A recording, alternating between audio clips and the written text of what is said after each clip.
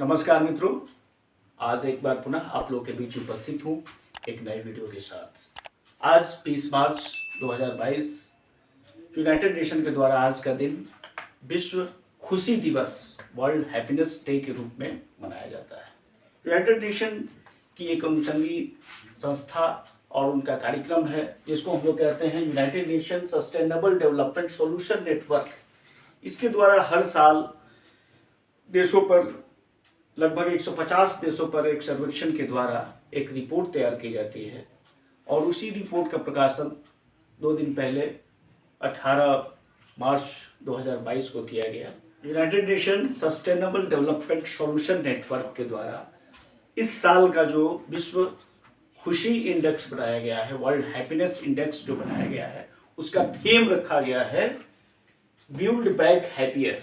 Build back happier के पीछे एक छोटी सी परिकल्पना ये है कि पिछले 2 सालों से कोविड-19 के चलते पूरी दुनिया एक घोर निराशा से गुजर रही थी और उसी निराशा से को पार पाने के लिए इस बार का जो थीम रखा गया है वो रखा गया है बिल्ड बैक हैप्पियर।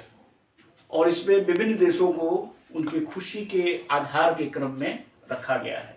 पिछले 4 सालों से, और ये 5वां साल है, फिनलैंड को एक बार फिर से पूरी दुनिया के सबसे खुश देश माना गया है।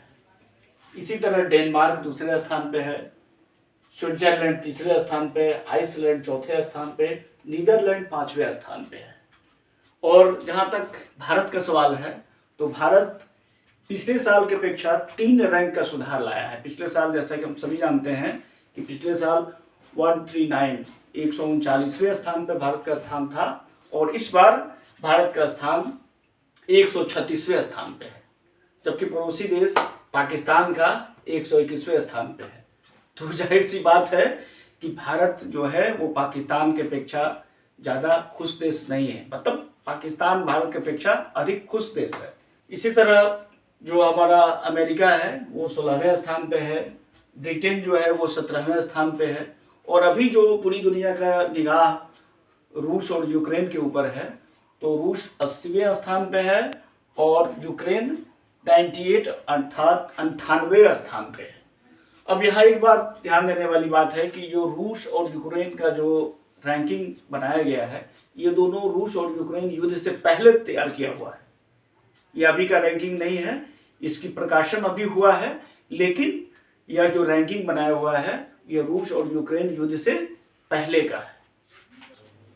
वर्ल्ड हैप्पीनेस रिपोर्ट पहली बार 1 अप्रैल 2012 को प्रकाशित किया गया था और उसके बाद हर साल इसे लगातार प्रकाशित किया गया और इस बार 18 मार्च 2022 को प्रकाशित किया गया और में यह निर्णय लिया गया कि 20 मार्च को वर्ल्ड हैप्पीनेस डे के रूप में मनाया जाएगा।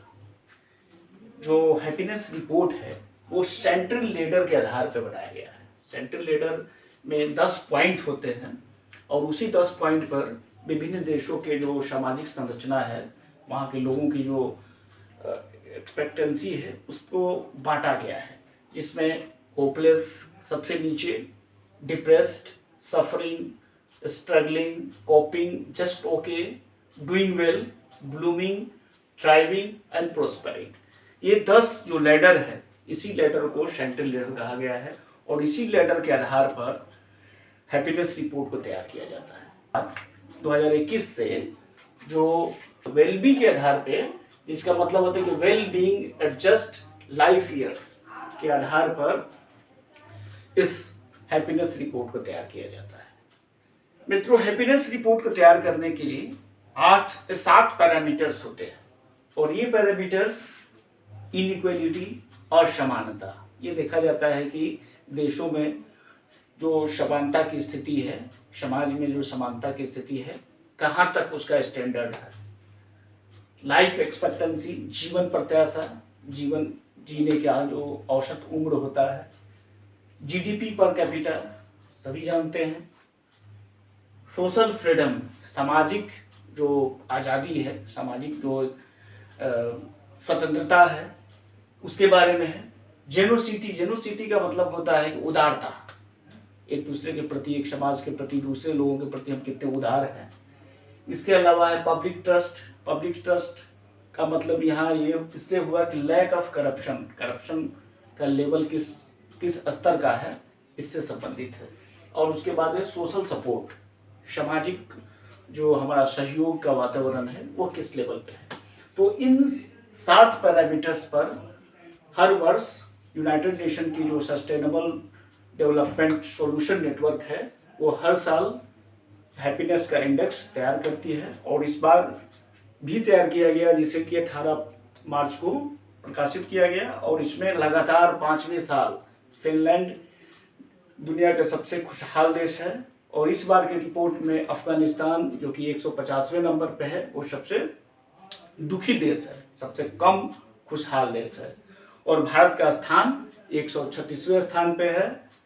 जाहिर सी बात है अभी हमें और ज़्यादा काम करने की ज़रूरत है, जिससे आने वाले समय में हम लोग भी एक खुशहाल देश के रूप में पूरी दुनिया के सामने आए। इन्हीं सारे तथ्यों के साथ मैं आपसे विदा लेता हूँ। उम्मीद है कि ये वीडियो आपको पसंद आया होगा। अंत तक बने रहने के लिए बहुत बहुत धन्यवाद। जल्दी ही नई वीडियो के साथ फिर से आपके साथ उपस्थित होता हूँ। Thank you.